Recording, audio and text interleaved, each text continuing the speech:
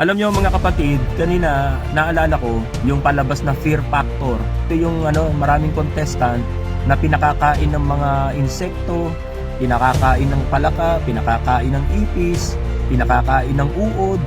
So yung mga kalahok dun sa Fear Factor, bakit nila na-endure na kahit ang hirap nung pinagagawa sa kanila, bakit nila na-endure yung hirap?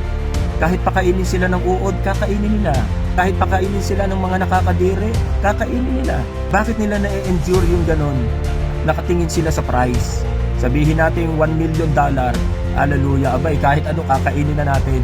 Sa panahon ngayon, yung mga vlogger kung ano-ano na kinakain para makakuha ng maraming views at sumikat.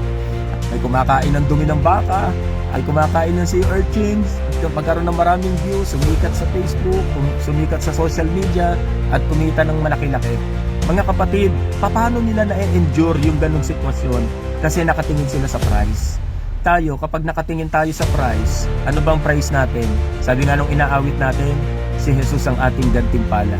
Sabi ko nga sa inyo, ang price natin hindi lang makarating sa langit, kundi makasama ang Panginoon sa langit. Kapag tayo nakatingin sa Panginoon, kahit anong pagsubok, kahit anong problema, ma-endure natin yan. Kasi nakatingin tayo sa price.